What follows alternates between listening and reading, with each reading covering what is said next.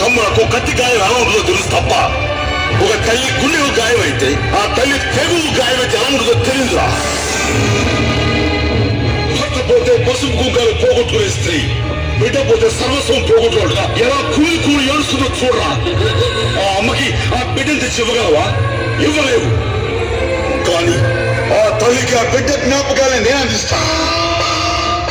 చూస్తారే కానివ్వండి. అందరికి తను చేసిన పాపం గుర్తుకు రావాలి. నిద్ర పోయే ముందు, నిద్ర లేచే ముందు, అన్నం తినే ముందు, ఆరు బడిగా పోయే ముందు ఆ మొక్కకి మొక్కాలి.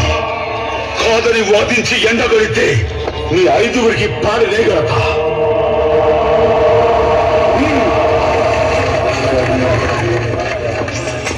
వీరశంకర్ రెడ్డి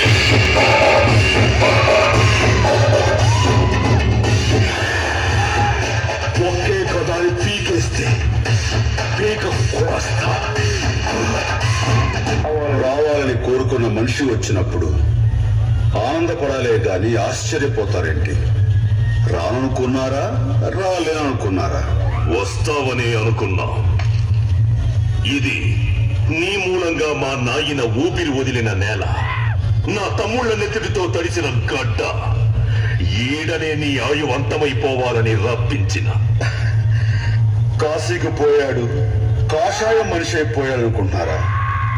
వారణాసిలో బతుకుతున్నాడు, తన వరుస మార్చుంటాడు అనుకుంటున్నారా? అదే రక్తం, అదే పౌరుషం.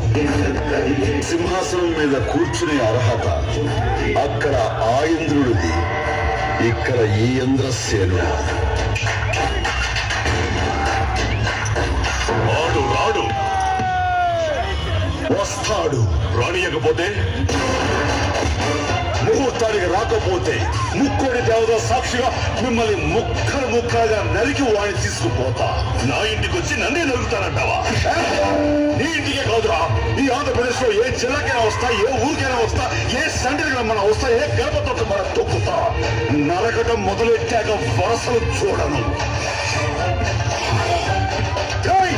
చూస్తారేంట్రా? అవ్వండి.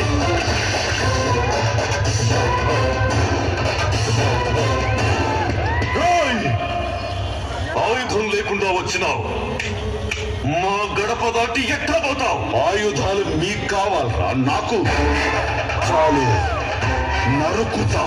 సయ్యా సై అంటే సెకండ్ కో హెడ్ తీసుకెళ్తా. ఇంద్రసేన రెడ్డి.